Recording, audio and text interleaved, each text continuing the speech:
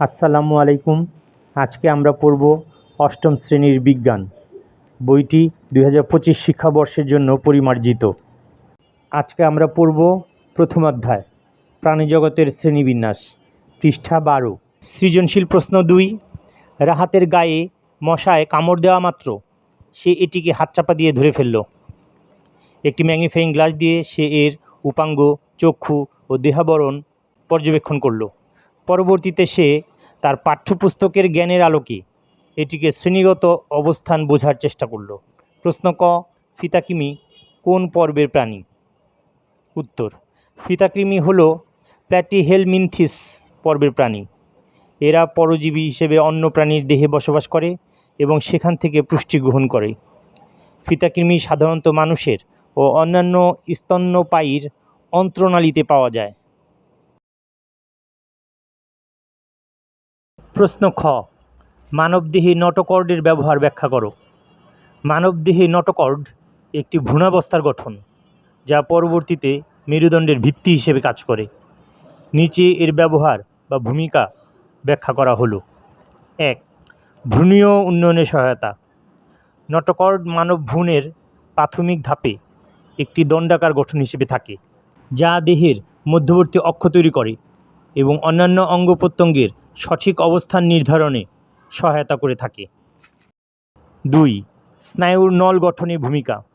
এটি নিউরিলেশন প্রক্রিয়ায় স্নায়ু নলের বিকাশে সহায়তা করে, যা পরবর্তীতে মস্তিষ্ক ও মেরুরজ্জ বা স্পাইনাল কর্ড গঠনে পরিণত হয়।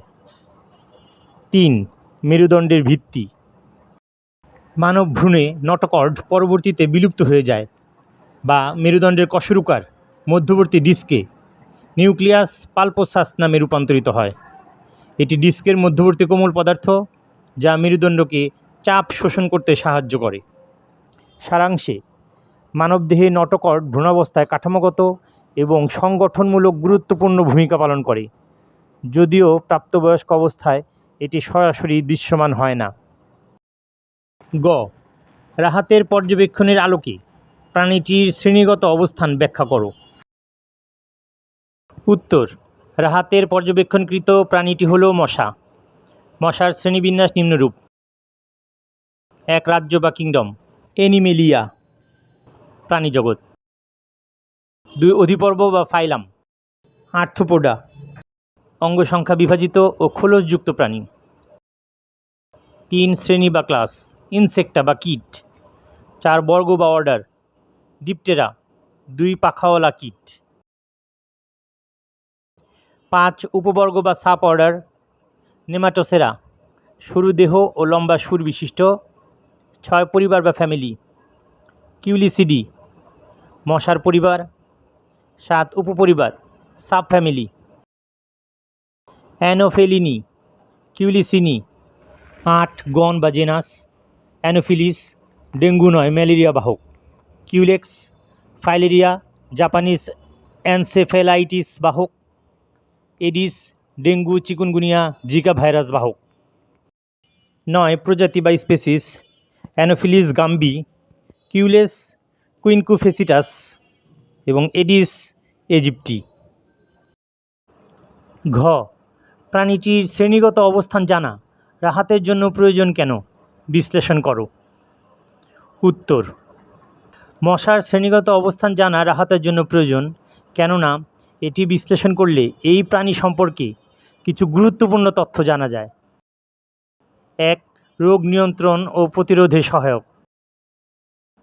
মশা যেমন অ্যানোফিলিস, এডিস ও কিউলেক্স প্রজাতির মাধ্যমে ম্যালেরিয়া, ডেঙ্গু, চিকুনগুনিয়া, ফাইলেরিয়া ইত্যাদি মারাত্মক রোগ ছড়ায়। প্রতিটি প্রজাতির জীবনের ধরন, প্রজনন ক্ষেত্র ও কামড়ানোর সময় আলাদা। তাদের শ্রেণীগত অবস্থান জানলে প্রজাতি ভেদে নিয়ন্ত্রণ কৌশল নির্ধারণ করা সহজ হয়। 2. জীববৈচিত্র্য সংরক্ষণে সহায়ক। প্রকৃতিতে মশা খাদ্য শৃঙ্খলের একটি গুরুত্বপূর্ণ অংশ। কিছু প্রাণী যেমন ব্যাঙ, মাছ, পাখি প্রভৃতি মশাকে খাদ্য হিসেবে গ্রহণ করে। মশার শ্রেণীগত অবস্থান জানলে তারা প্রকৃতিতে কীভাবে কাজ করছে তা বোঝা যায় এবং প্রয়োজনীয় ক্ষেত্রে শুধুমাত্র রোগবাহী প্রজাতিগুলোকেই নিয়ন্ত্রণ করা যায়। 3. জীববিজ্ঞান ও গবেষণায় গুরুত্বপূর্ণ। মশার শ্রেণীগত অবস্থান জানা থাকলে তাদের উপর ভিত্তি করে জেনেটিক গবেষণা, কীটনাশক বিকাশ এবং টিকা উদ্ভাবনের কাজ সহজ হয়। উদাহরণস্বরূপ, জেনেটিক ইঞ্জিনিয়ারিংয়ের মাধ্যমে মশার জনসংখ্যা কমানোর প্রযুক্তি, এর ক্ষেত্রেও শ্রেণীবিন্যাস জানা অপরিহার্য। 4. পরিবেশ ও জনস্বাস্থ্য নীতি নির্ধারণে সহায়তা করে। মশার শ্রেণীগত পরিচিতি জানা থাকলে সরকার বা সংশ্লিষ্ট সংস্থা পরিবেশ বান্ধব উপায়ে কীটনাশক প্রয়োগ করে বা জনসচেতনতা কার্যক্রম গ্রহণ করতে পারে। এতে অপ্রয়োজনীয় প্রাণী হত্যার ঝুঁকি কমে। তাই মশার শ্রেণীগত অবস্থান জানা শুধু জীববৈজ্ঞানিক কৌতূহল নয়, বরং এটি মানুষের স্বাস্থ্য, পরিবেশ এবং বৈজ্ঞানিক অগ্রগতির জন্য অপরিহার্য। এর মাধ্যমে রোগ প্রতিরোধ থেকে শুরু করে পরিবেশ সুরক্ষার বাস্তবমুখী পদক্ষেপ নেওয়া সম্ভব হয়। আল্লাহ হাফেজ।